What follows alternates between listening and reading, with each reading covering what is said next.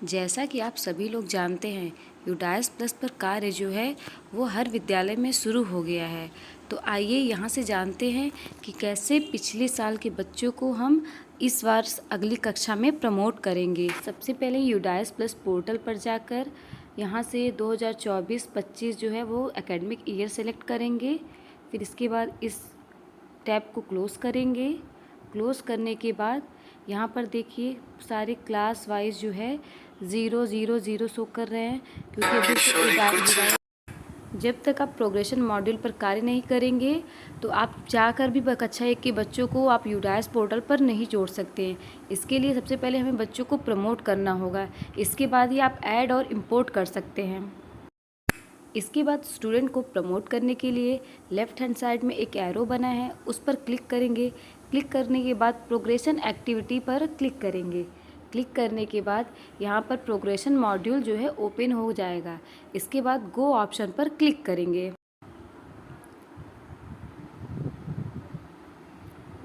यहाँ से आप अपनी कक्षा सेलेक्ट करेंगे, जिस कक्षा को आप प्रमोट करना है आपको। जैसे मैंने यहाँ पे कक्षा 3 लिया और सेक्शन ए लिया और गो ऑप्शन पर क्लिक किया।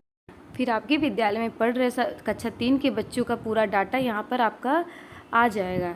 इसके बाद आपको प्रोग्रेशन स्टेटस, मार्क्स, बच्चों का कितने दिन वो विद्यालय है, स्कूलिंग स्टेटस क्या है उनका, फिर वो उनको प्रमोट किया गया है, ये सब सारे ऑप्शन आपको भरने हैं। चलिए बात करते हैं प्रोग्रेशन स्टेटस की। इस पर क्लिक करेंगे तो हमारे सामने एक ड्रॉप डाउन मेनू खुलेगा, जिसमें पहला ऑप्शन है प्रमोटेड विथ एग्जामिनेशन। इसमें जो बच्चा एग्ज़ाम दिया है उसको हम पास कर रहे होते हैं, अगली कक्षा में प्रमोट कर रहे होते हैं, तो इस ऑप्शन को चूज़ करना होगा। नेक्स्ट है नॉट पास्ड रिपीटर, मतलब अगर कोई बच्चा नहीं पास हुआ या आप उसी कक्षा में उसको दोबारा से रोक देना चाहते हैं तो यहाँ पर इस सेकंड वाले ऑप्शन को चूज़ करेंगे। थर्ड है प्रमोटेड विदाउट एग्जामिनेशन, अगर कोई बच्चा एग्ज़ाम नहीं दिया हो फिर भी आप उसको अगली कक्षा में प्रमोट करना चाहते हैं तो आप इसको इस ऑप्शन थर्ड वाले ऑप्शन को चूज़ करेंगे। चौथा है डिसकंटिन्यूड बिफोर एग्जामिनेशन, अगर वो बच्चा किन्हीं कारणों से विद्यालय में नहीं आता है एग्जामिनेशन के पहले या फिर कहीं और चला जाता है तो आप इस ऑप्शन को चूज़ करेंगे। इसके बाद बच्चों का मार्क्स भरा जाएगा कि उन्होंने पिछली कक्षा में कितने परसेंटेज स्कोर किया है। इसके बाद number of days school attended, तो यहाँ पर बच्चे ने कितने दिन स्कूल अटेंड किया है वो यहाँ पर लिखा जाएगा।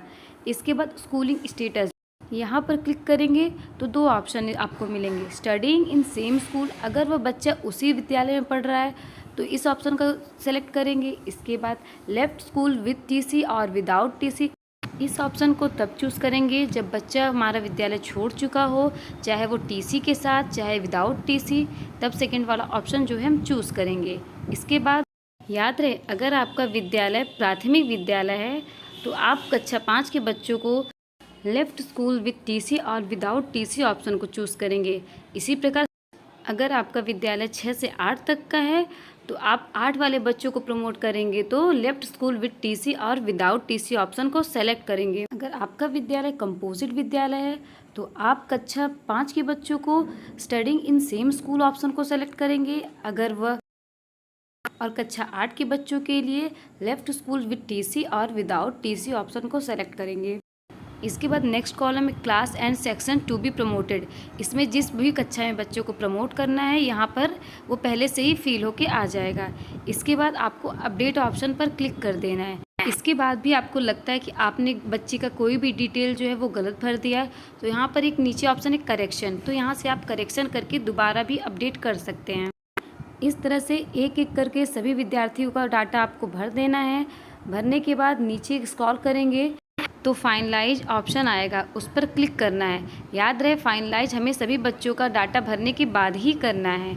इसके बाद यहाँ पर देखिए फाइनलाइज पर क्लिक करने के बाद पूरा समरी ओपन हो गया कि मैंने किस तरह से बच्चों को प्रमोट किया है। इसके बाद कंफर्म ऑप्शन पर क्लिक करेंगे तो इस तरह से ये कक्षा हमारी जो है प्रमोट हो जाएगी। इसके बाद बारी बारी से सभी कक्षाओं को हम इसी प्रकार प्रमोट करेंगे। सभी कक्षाओं को प्रमोट करने के बाद हमें अपने डाटा को फाइनलाइज करना बहुत ज़रूरी है। इसके लिए हम बैक आएंगे। बैक आने पर फाइनलाइज ऑप्शन पर क्लिक करेंगे। याद रहे फाइनलाइज ऑप्शन हमें तभी करना है जब हमने सारे बच्चों का डाटा बिल्कुल सही सही भरा हो, क्योंकि इसके बाद आप किसी प्रकार का चेंजेस इसमें नहीं कर सकते हैं। यह पूरी तरीके से यह मॉड्यूल डीएक्टिवेट हो जाएगा। तो इसलिए इसको भरते समय पहले मिलान कर लें ध्यान से। इसके बाद इस चेक बॉक्स पर टिक करके सबमिट ऑप्शन पर क्लिक कर दें। इस तरह से हमारा प्रोग्रेशन डाटा कंप्लीट हो जाएगा। Thank you.